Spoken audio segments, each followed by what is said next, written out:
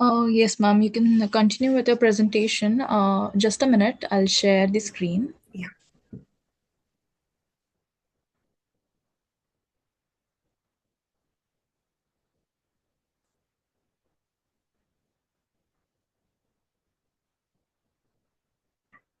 thank you.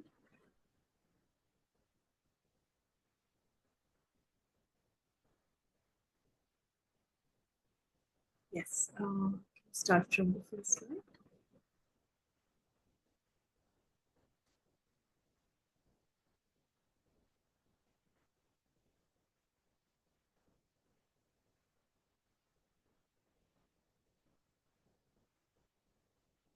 Can I start?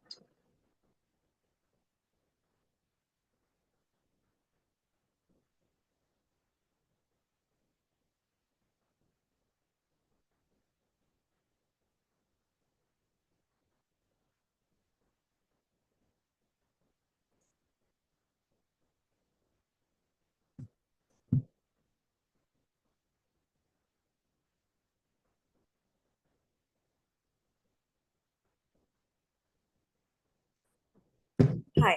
So, as I was just giving you a brief about my area. So, I had conducted this research on the lived experience of well-being and construction of meaning during the pandemic in corporate professionals. And I'd used a phenomenological inquiry, which is basically a qualitative research to explore the phenomenon of well-being and meaning construction during a crisis. And I've chosen corporate professionals because the studies that has been conducted in the past has shown how the stress and the transitions that professionals go through on a daily basis has caused quite an insane amount of mental health issues, as well as is also spilled into their personal lives as well. So during the pandemic, while navigating through different transitions, how did they cope, or how did they navigate through this, and how did they experience their well-being, and as a result, how did they construct or make meaning out of the experience, and how did it shape their reality, is what my study has explored. Can you move on to the first, second, third slide? Yeah, that one. Yes, yes.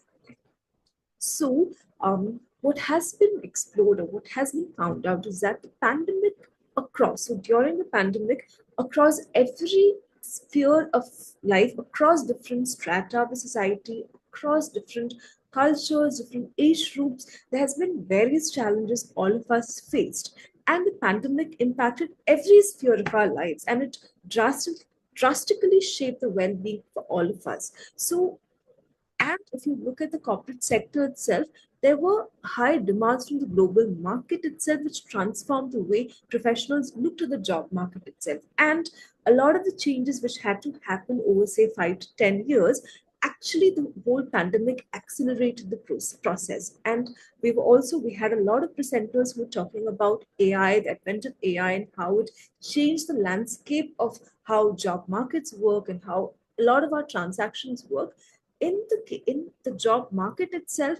The advent of AI, or the pandemic itself, accelerated the process to such an extent that the workforce, or the familiarity of how an organization functions, or how the job market functions itself, has gone through a big change. And also, the pandemic transformed the way of living in various households. So, a lot of the study itself looks at how um, as people, especially how corporate professionals explored their way around the pandemic. And what was observed with the studies and from my study was that some of the changes that were made, it lived with them throughout the pandemic as well. Can you move on to the next slide?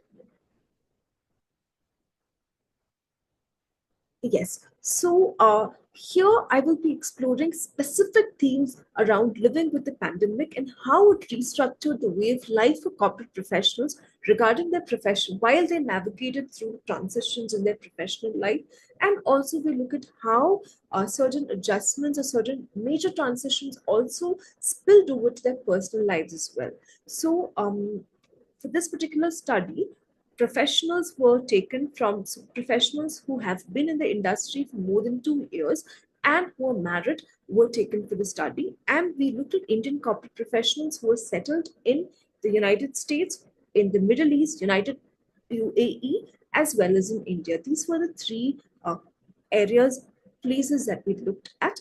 And a qualitative data using a transcendental phenomenological approach using Colizzi's descriptive phenomenological method was used. And we have four emergent themes, which basically looks at the four ways in which it captures the experience of professionals during the pandemic, and it also looks at how they constructed it. Reflects the emergent themes, actually reflects the meaning they gave to their reality. Can you move on to the next slide, please? Yes.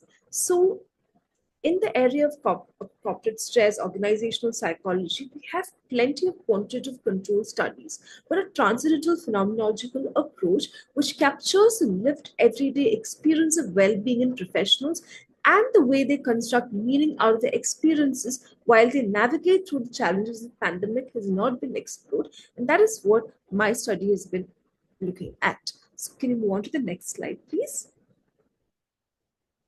Yes, so for this particular study, I have chosen three particular sectors in the corporate industry: banking, telecom, and IT.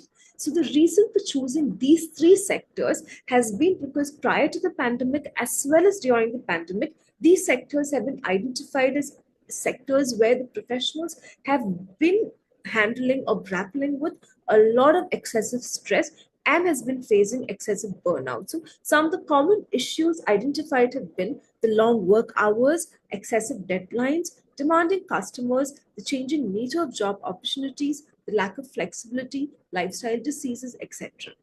Can move on to the next slide, please. Yes. So, as I'd already mentioned, the entire lens of framework through which we look at the studies of transcendental phenomenological research, which majorly explores how you capture the experience and the essence of the experience of the participants, but without leaving out or without or by completely acknowledging that whatever they're going through and whatever they are trying to tell us or narrate to us is their lived reality. So that is the lens from which I have explored, I've looked at their experiences. And so the lived experiences and essences are the two core concepts in the transcendental phenomenology. And I have used Colizzi's descriptive phenomenological method to analyze the qualitative data that was obtained. Can you move on to the next slide, please?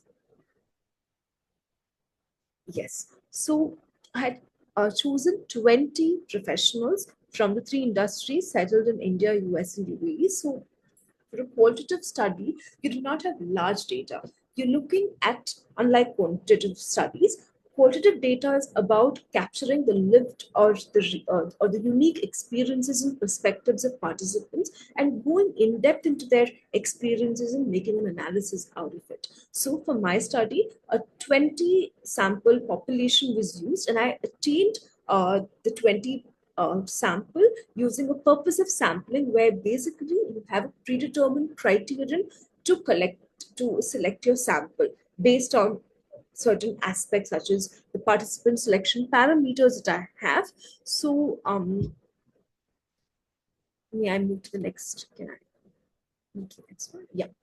I covered this. So sampling here, I stopped with the 20 sample size is 20 because in a quantitative study, we use a method called purposive sampling, where the criterion for selecting the participants is predetermined, and also the sample size and the data you get decides where you stop data collection. So basically, the date when you reach data saturation, which is a point in data collection where new data no longer contributes towards additional perceptions in the questions that you asked, that is when you know you've stopped data collection. So by the 15th interview, I had reached data saturation.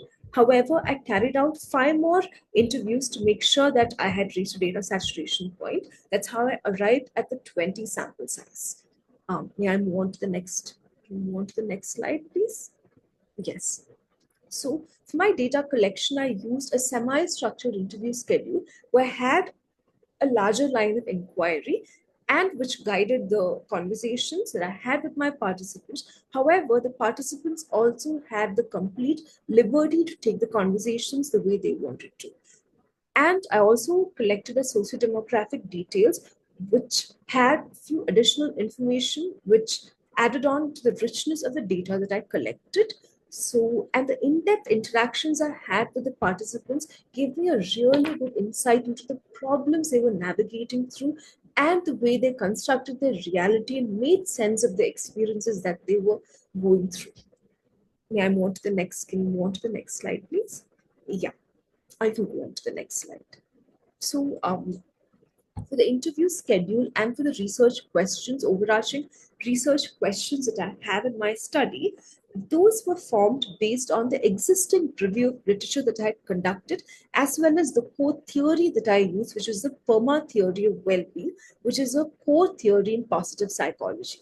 So, while forming the interview schedule, and also while exploring what well-being was, or the entire concepts that I had explored, it was thoroughly grounded in the review that I'd done with the existing literature available and the core theory which guided my entire research, which is the PERMA theory of well-being. Next slide, please. So we'll just have a quick look at the method that I use, the analytical method. So basically in a qualitative research, once you get your qualitative data, which is through in-depth interviews, you read and you get familiarized with the transcribed interviews. And so for this method, you extract the significant statements from the transcripts, which are phases which are directly connected to the line of inquiry and the phenomenon that rules the lived experiences of the participants. And during this process, while the meaning formulated were uh, finalized, the interconnected meanings formulated were again categorized to form cluster themes, and the interconnected cluster themes were grouped to form the emergent themes. The cluster themes and emergent themes were then later exhaustively described in my thesis and my research studies, which I'll be giving a glimpse of and I will be presenting. Yes, can you move on to the next slide? Next slide, please. So, I will be presenting one portion of my research findings, which are basically 4 emergent themes right now. Yes, more. Can you move on to the next slide, please? Yeah, the first one is I felt pushed to the brink at work. So this is one of the themes that have emerged from the data. So I had conducted the data or the interviews on professionals after 1 year or during the end of towards the end of the pandemic or towards the middle of the so around 1.5 years into the pandemic was when I started my data collection with my participants. So one of the experiences that they narrated was when the entire shift happened during the pandemic. It was a real crisis for them because there were a lot of changes that they were navigating. All of us were navigating through, and globally, the sudden shift also made a lot of organizations extremely wary, cautious, where there were a lot of structural changes, management changes, policy changes, which ultimately led to the employees being directly impacted. So there were a lot of times where structural changes left. One of my participants here talks about how there were team 14 and all of them got sacked. So it was a reality where they didn't even know how to make sense of the sudden changes. They didn't even know if their future was secure enough. So this pushed them to a situation where their lived experience of well-being was filled with fear because they had families to take care of. And the way they made sense of this reality was by they felt I had to prove my worth, or I had to prove my worth to this organization where I already spent, say, 5, 6 years of my life already. So that was the kind of meaning making they made initially, which led them to being completely stretched beyond their limits, where there was no time for themselves, it left them completely exhausted and pushed to the brink, which was their lived reality, especially during the initial phase of the pandemic. Can you move on to the next slide?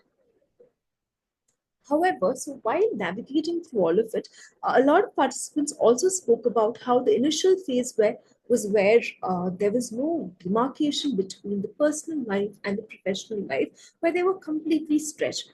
And along with it, the uncertainty of the changing job market, the completely new landscape or the unfamiliar job landscape that they were in. For a lot of participants, that was a lit reality. So they did not know how to navigate. There was a time where they were getting stressed. It affected their personal lives, it affected their health, their psychological well being. However, for a lot of them, this is also a time where they showed a lot of strength. This is a time where they also learned the kind of meaning they constructed for most of them was they also learned to take charge of work life despite the chaos. So this was a second theme that came up, where a major shift in attitude, where they remained strong and positive, and they also regained control over work life. So one of the professionals said, despite the changes, he felt we should be prepared. We should be prepared no matter what. You can equip yourself, you can work on yourself. So that is a kind of meaning making they were engaged in.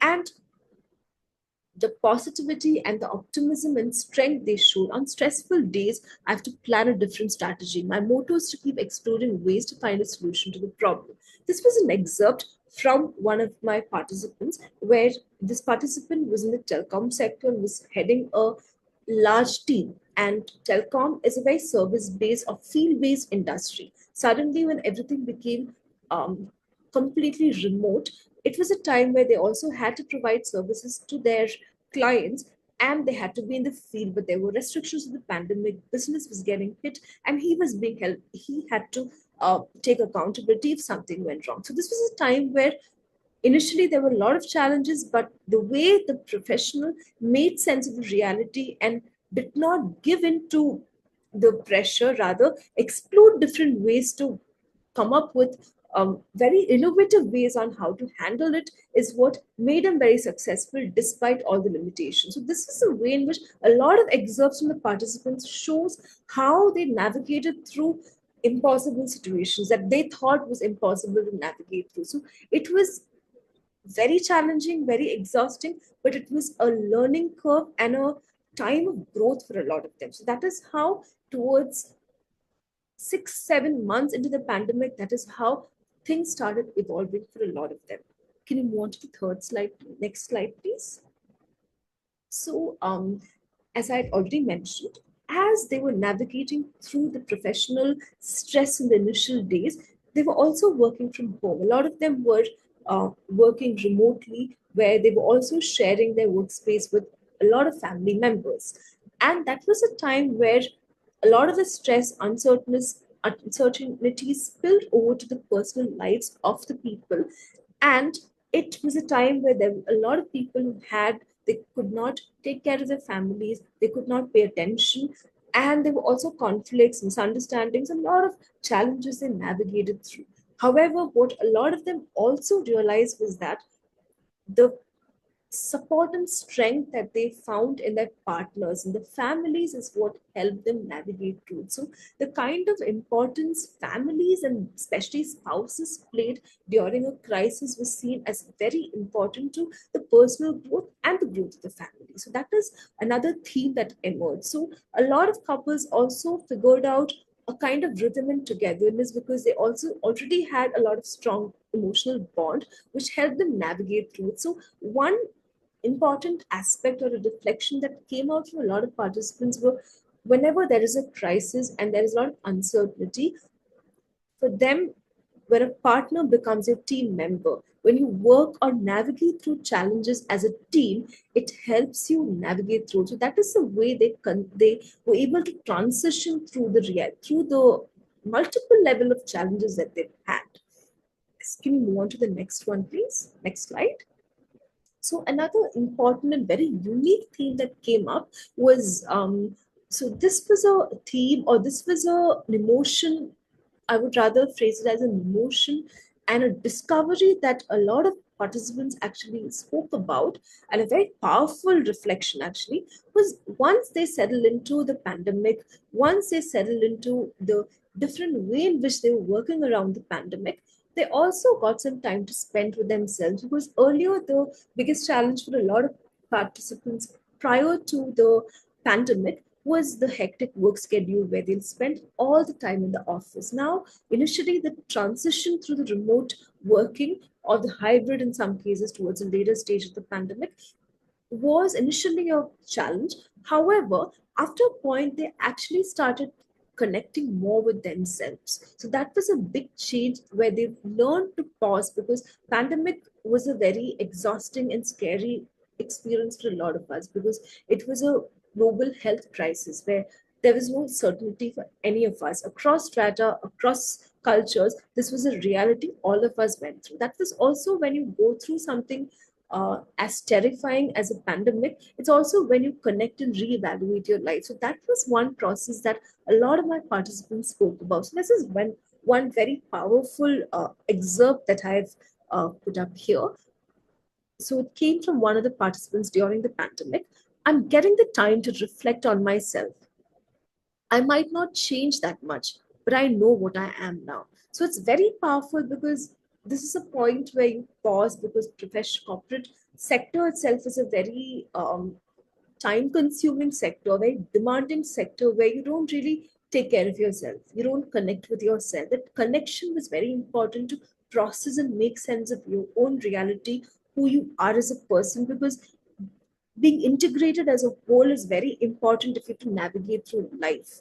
And a crisis is a time when, if you do not get hold of yourself, that's the time when you disintegrate. So this entire process kind of led a lot of participants to this state where they were much more connected to themselves, and that left them completely lighthearted and in harmony with their feelings. And it also helped them feel more liberated and peaceful with themselves. So these are the four major themes that I want to discuss. Now we'll be just looking at the discussion of the findings that I have. Basically, these three themes, I'll be just discussing it a little more.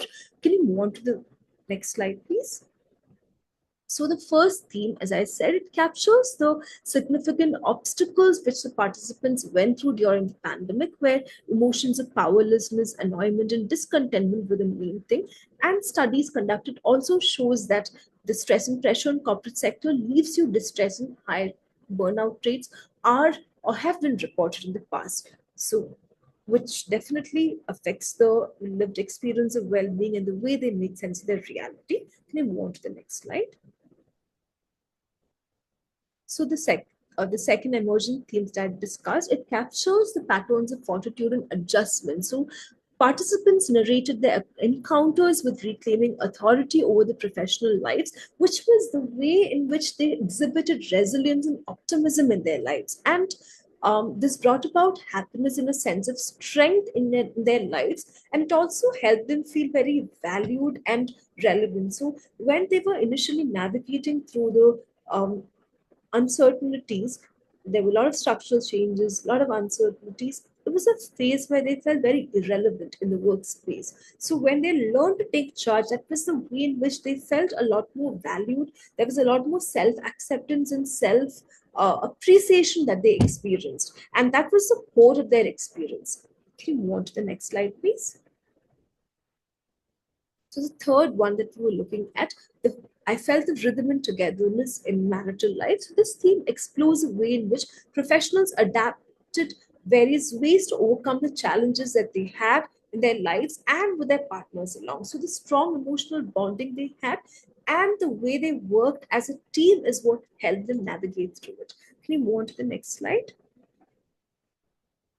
And the fourth emerging theme, it captures how the professionals felt very comfortable and connected with themselves once they settle into their marital and professional life. So this is very, very crucial, because this is where when you have the time and space for self-reflection, it's a feeling that they felt because of the pandemic itself and its challenges. So the nature of the pandemic itself, it was very overwhelming and exhausting. And the kind of uncertainties and the kind of workload and the personal challenges they had. So all of it, and towards a later stage when you get some time to reflect on your life, because you also parallelly were navigating through a health emergency or a health crisis where you were not even sure about your life. So when all these came together, it was a time where um, being a lot of gratitude and also the way you connect with yourself became so important. So this was something that professionals who say worked for 20 years never experienced before in their lives. And this kind of made them much stronger internally and helped them experience a sort of enriched spiritual well-being. Can I move on to the next slide, please? Can you move on to the next slide? So, however, there are certain limitations to my study because it's a quantitative study. Of course, I could only conduct 20 interviews, which gave me a very in-depth understanding into their unique experiences. However, the findings of the study cannot be generalized. It's also limited to the three sectors. Another major limitation was the time frame. So, the hectic schedules of the professionals did not give me much chance to interview them multiple times. So if I had the opportunity to interview each participant multiple number of times, I would have been able to get a much better picture of their lived reality, and that would have definitely enhanced the richness of the data I have. So the study was conducted during the pandemic. So it also was an additional point for me because of I had to switch to a virtual medium, so which did not allow me to capture the nonverbal cues as much as I would have if it was a physical interview. However, because it was a virtual medium, I could gain access to, and interact with professionals from across the globe. So, yes, that is one more aspect. And the age range of the participants were 30 to 50 years. There was a wide age gap, which could have taken away the consistency and uniformity in the data. So, these are some of the limitations of my study. Can you move on to the next slide, please? So the present study has explored the process of meaning making in corporate professionals and their lived experience of well-being while they navigated through the various uncertainties and transitions in their lives. Now, future studies could explore the cognitive thinking pattern in corporate professionals, which help them stay resilient. So there could be the findings of the study can be used to design advanced interventions which can help corporate professionals build their resilience and also help them get prepared for any crisis in the future. Thank you so much. Any questions you can definitely.